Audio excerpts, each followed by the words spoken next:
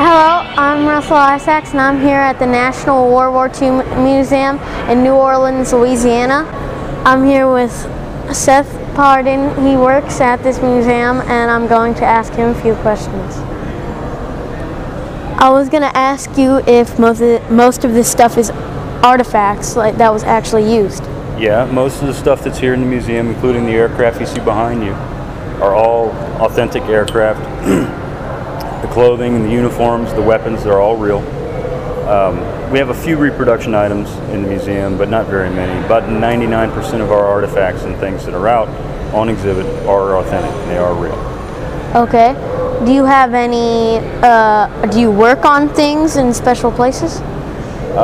My job here at the museum, I'm the manager of research services, and my staff and our job is to travel the country and interview veterans of World War II. On occasion, we do work with some of the artifacts around here, but our job in the research department is to mainly provide the history and conduct research for exhibits and interview veterans. This aircraft actually flew on D-Day on June 6th. It was acquired by the museum before the museum opened in 2000. The C-47, the large aircraft there in the middle, was purchased by the museum back in 2006. And we actually bought that airplane off of eBay, believe it or not. And that airplane flew at D-Day, at Operation Market Garden in September '44 during the Bastogne resupply drop in the Battle of the Bulge, and it also dropped paratroopers over the Rhine River in March of '45 in Operation Varsity. The SPD Dauntless dive bomber way back there in the corner is on loan from the National Museum of Naval Aviation in Pensacola, not too far from your house. And that aircraft actually flew at Guadalcanal during World War II.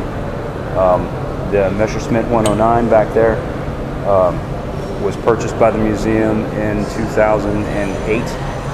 And that's actually a conglomeration of several different aircraft. It's not one whole, I mean it is one whole plane, but it's pieces from several airplanes that were put together to make one. And that we purchased from a little town right outside of Innsbruck, Austria. Huh. So you just told me that that's a German plane? Correct. Yes, the plane in the far corner back there is a German fighter plane. Yes. So you have enemy artifacts? We do. We have some German artifacts. We have some Japanese artifacts and some Italian artifacts. Remember, Italy was also our enemy during World War II for a while. I can also see down here there's vehicles. There's a truck and there's a tank. Where have you gotten those? Right. The half-track and the Sherman were purchased by the museum before the museum opened in 2000. Actually, the Sherman was purchased after the museum opened in 2000. I don't remember where we got them from, to be perfectly honest with you, but they were restored here at the museum, both of them. Both of the vehicles do run. They are fully operational. So you told me that you go around the country and you go to veterans. Correct. Is that correct? Correct. And you've opened a new museum right beside you guys. Yes, we did. We opened up a new wing to the museum, or a new expansion building to the museum, if you want to call it that. It's a 4D theater. It's called the Solomon Victory Theater, and it plays a one-of-a-kind movie here that's only shown here at the museum every hour on the hour, called Beyond All Boundaries. It's a 4D cinematic experience. It tries to tell the story of World War II in 48 minutes, which is really hard to do. We use a lot of archival footage and a lot of special effects that you really don't get to see in any other theater in the country, or the world for that matter. So, do you ever get field trips or tours that people put together, you know? Do we do what? Field trips? Do tour groups come through here? Is that what you're asking? Yeah, oh yeah, all the time. During the school year, we have a lot of school groups that come through here, especially this past couple of months, because that's generally when schools teach World War II, is at this time of the year, or this past month or so. So we had one in here, sometimes 2 schools a day, every day for about the past month and a half. So, you also have guns, too? Yeah, we do. We have a lot of guns. The museum has tried, since we've opened, we've tried to acquire at least one example of every type of firearm that was used in World War II. That's a tall order, because there were a lot of weapons that were used in the war. Everybody likes to see the machine guns, and the museum does own several machine guns, several automatic weapons. Some of them are live, some of them are deactivated. But yes, the museum does own quite a few weapons, a lot of German weapons, mostly German and American weapons. Sounds reasonable. So sadly, we have to end a little right now, but all wonderful museums like this usually have gift shops, don't they? Yes, we do. We have 3. We have 1 here and 2 in the building across the street. Wow. I'm here with my great-grandfather's letter. He's in this museum, and he sent a letter, and it ended up here. It has his pocket knife, his family, and a picture of him. It's got the letter that his children sent back, and some more stuff. He had the Purple Heart as well.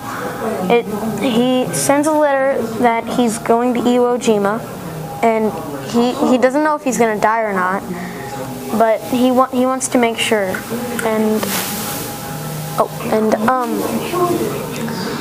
He sent the letter because he loved his children. And he didn't want to lose them just yet. So his name was Leonard Scott Isacks Jr.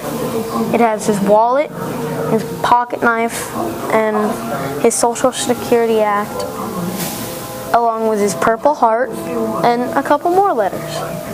Anyway, he was in the 5th Marine Division, and he sent the letter on the Sunday of December 17th, 1944. He was buried at sea when he was 34 years old. So I'm here with Otto Levy. Otto Levy, and I'm going to ask him a few questions.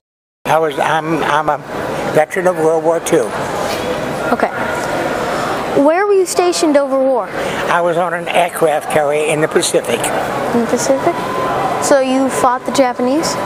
Well, yes, the Japanese fought us.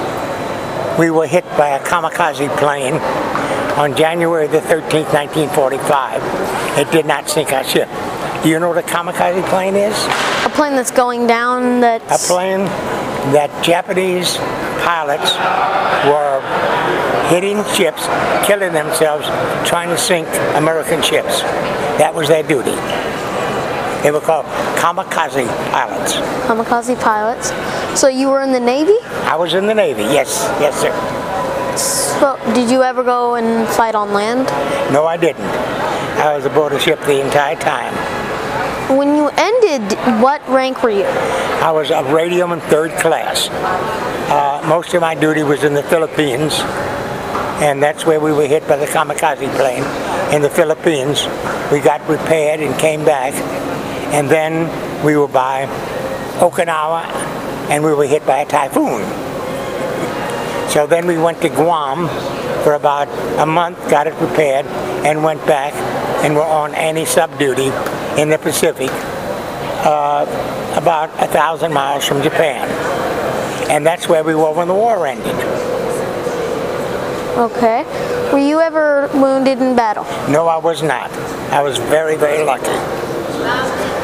So you were on the Navy. I was on an aircraft carrier. An aircraft carrier. A small aircraft carrier called a carrier vessel escort. Ooh, sounds interesting. It is interesting. Were you in the medical business? No, I was a radioman. A radioman. I copied code. Da da da da da da da da. Code on a typewriter. That's what we did in World War II. So you got bad news and good news and all that on the radio? Well, we copied everything. We had some messages that were very important, a lot of messages that meant nothing, but we had to copy everything. And that was our tour of duty. You sat there for 4 hours, then you were relieved by another man who did that for another 4 hours. Every time I go to New Orleans, it's always a big thing to go to the National World War II Museum. It's just interesting, and it's cool too. Whenever I think about it, all those people that sacrifice themselves just for me, it's so much to think I don't think you could thank them enough.